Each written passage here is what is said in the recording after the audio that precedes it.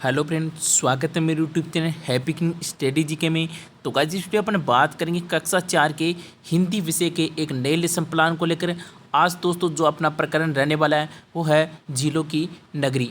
तो दोस्तों इसको लेकर इस वीडियो अपन बात करते हैं।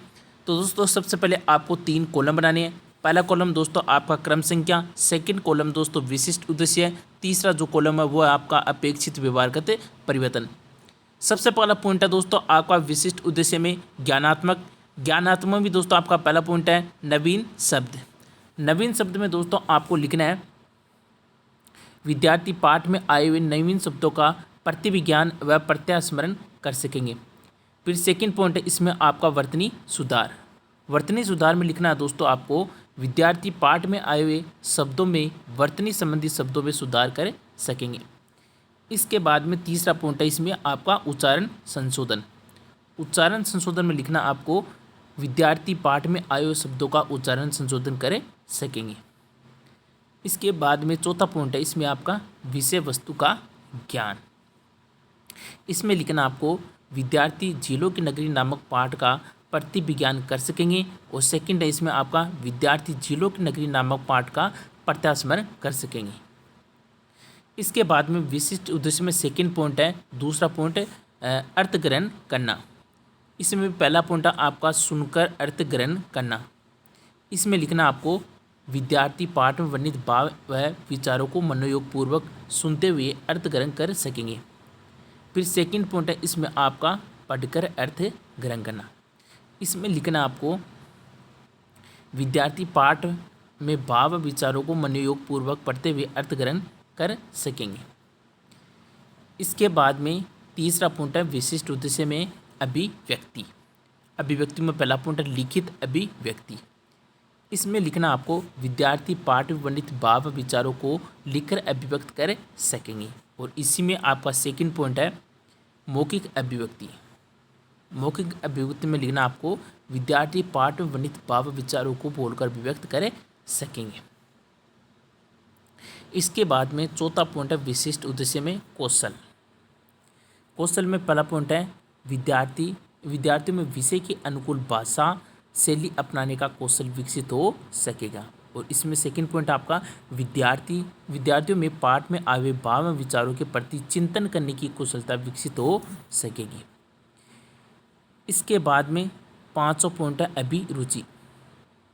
अभिरुचि में लिखना आपको विद्यार्थी विषय वस्तु से संबंधित अन्य निबंध, कहानियाँ, पत्र पत्रिकाएँ और पाठ्य पुस्तक पढ़ने में रुचि ले सकेंगे। इसके बाद में छठा पॉइंट है अभिव्यक्ति।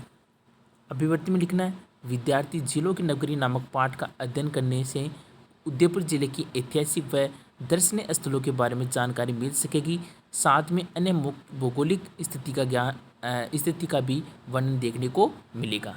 यहाँ तक आपको लिखना है। इसके बाद में आपको नीचे लाइन खींच देनी है। फिर आपको लिखनी है सहायक सामग्री। सहायक सामग्री लिखना आपको लपेट प्लग, चौक, डस्टर, पॉइंटर, पाठ्य पुस्तक, काटने निवारण का चार्ट आदि यहाँ तक आपको लिखना है। इसके बाद में शिक्षण बिंदु है व्याख्यान विधि, प्रश्नोत्तर विधि। ये दो आपके शिक्षण बिंदु हो गए। फिर पूर्व ज्ञान में लिखना है विद्यार्थी झीलों की नगरी नामक पाठ में के बारे में सामान्य जानकारी रखते हैं। यहाँ तक आपको लिखना है। इसके बाद में आगे आपके प्रस्तावना प्रश्न।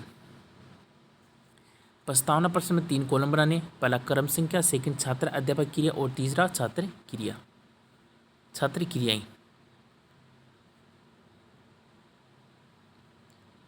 इसमें आपका पहला पॉइंट है, जो पहला प्रश्न है वो है भारत में क्षेत्रफल की दृष्टि से सबसे बड़ा राज्य कौन सा है? तो आपका आंसर हो गया राजस्थान। फिर है राजस्थान में पिछोला झील कहाँ स्थित है? तो आपका आंसर होगा उदयपुर जिले में। फिर तीसरा क्वेश्चन है उदयपुर जिले को किस उपनाम से जाना जाता है? तो आपका आंसर होगा झीलों की नगरी। इसके बाद में चौथा क्वेश्चन है झीलों की नगरी उदयपुर के बारे में आप और क्या जानते हो? तो आपका ये समस्यात्मक प्रश्न हो गया। फिर आपको नीचे लाइन से खींच देनी ऐसी कैसी। यह आपके प्रस्तावना प्रश्न हो गए। फिर लिखना है उद्देश्य कथन। उद्देश्य कथन में लिखना है प्रिय विद्यार्थियों, ये चिन्ह लिखना आपको। फिर आज हम झीलों की नगरी नामक पाठ के बारे में विस्तार पूर्वक अध्ययन करेंगे। यहाँ तक लिखना आपको। फिर लिखना आपको प्रस्तुतिकरण। प्रस्तुतिकरण में लिखना छात्र अध्यापक द्वारा पाठ का वाचन विद्यार्थियों के सक्रिय सहयोग से किया जाएगा। यहाँ तक लिखना है। फिर आपको प्रस्तुतिकरण में 6 कॉलम बनानी है।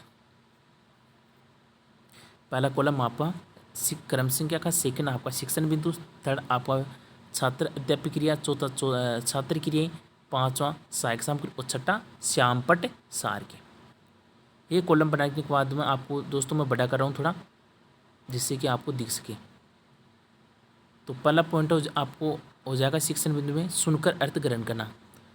इसमें लिखना आपको नीचे आइए आपको जिलों की नगरी डैश डैश डैश की संस्कृति धरोहर है। यहाँ तक आपको लिखना जैसा का जैसा इसमें लिख रखा है। फिर इसी के सामने आपको आदर्श वचन लिखना है। आदर्श वचन में लिखना आपको छात्र अध्यापक आरोह अवरोह व विराम चिन्हों उचित यतिगति व आदर्श वचन के साथ किया जाएगा। यहाँ तक आपको लिखना है।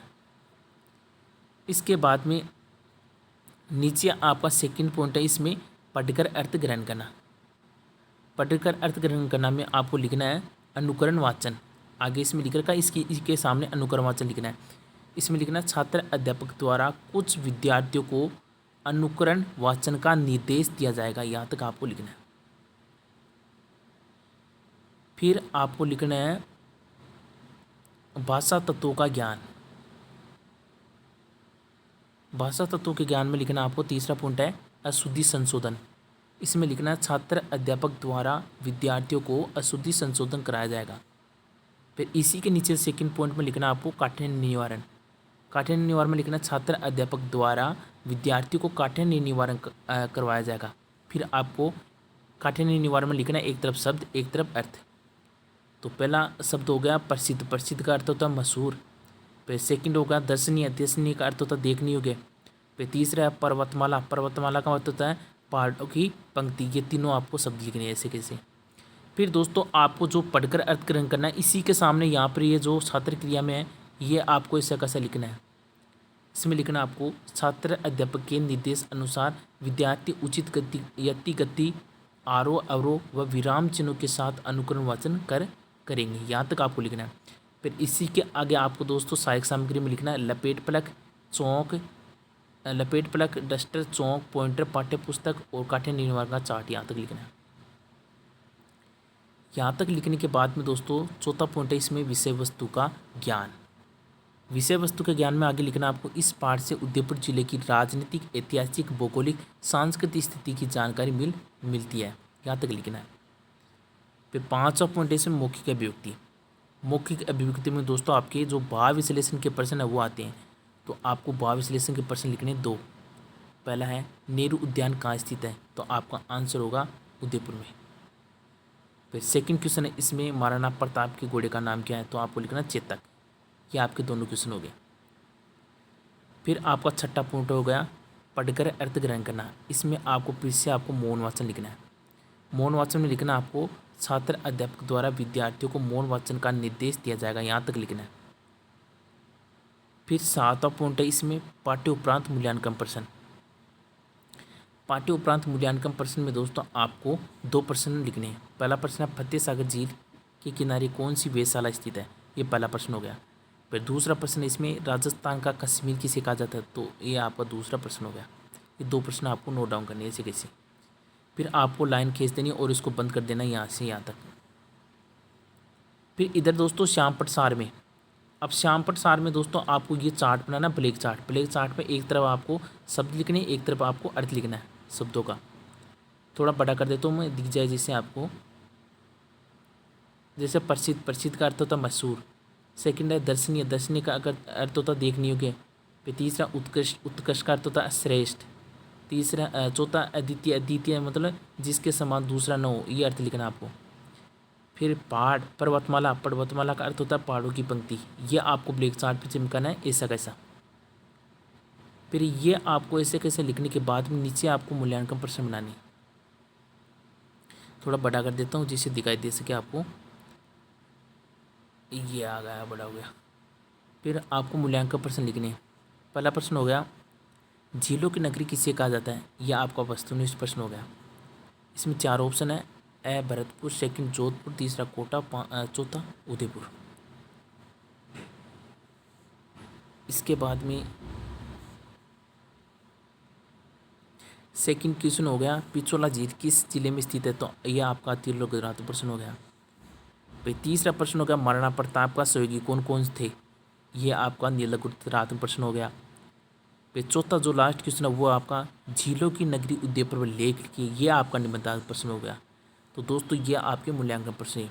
फिर दोस्तों लास्ट में दोस्तों आपको एक क्वेश्चन बनाना है जिसे अपन बोलते हैं गृह कार्य।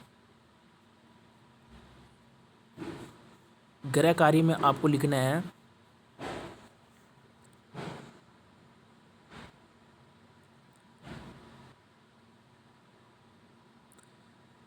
गृह कार्य में लिखना है दोस्तों आपको उदयपुर को झीलों की नगरी क्यों कहा जाता है, ये लिखना आपको।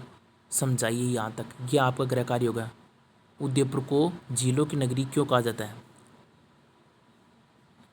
समझाइए, यह आपका क्वेश्चन होगा। गृह कार्य में आपको नोट डाउन करना है, क्योंकि दोस्तों नीचे जगह नहीं रहने के कारण मैंने आपको ये क्वेश्चन जो गृह कार्य के हैं वो है आपको हिंदी विषय में किसी में भी मैंने आपको गृह कार्य के क्वेश्चन नहीं करवाए। तो दोस्तों आपको जो लास्ट में है वो आपको एक क्वेश्चन जरूर लिखना है गृह कार्य में अपनी डायरी में, ये आपको जरूर ध्यान में रखना है। और अन्य जो जितने भी हैं आपके जो पर्यावरण हुआ, अंग्रेजी हुआ, जो हिंदी हुए, इनमें तो दोस्तों मैंने आपको गृह कार्य के क्वेश्चन करवाएं, लेकिन दोस्तों पेज में जगह नहीं रहने के कारण जो हिंदी विषय हैं इसमें मैंने आपको गृह कार्य के प्रश्न नहीं करवाए। तो दोस्तों आपको लास्ट में जो मैं बोल रहा हूँ वो आपको अपनी डायरी में नोट डाउन कर लेना है। तो फिर मिलते हैं दोस्तों एक नए लेसन प्लान को लेकर। आशा करता हूँ दोस्तों आपको ये वीडियो है वो अच्छा लगा होगा। वीडियो को आपको ज़्यादा से ज़्यादा शेयर करना है दोस्तों में, और चैनल पर नहीं हो तो चैनल को सब्सक्राइब जरूर करना है। फिर मिलते हैं एक नए लेसन प्लान को लेकर, तब तक के लिए जय हिंद जय भारत।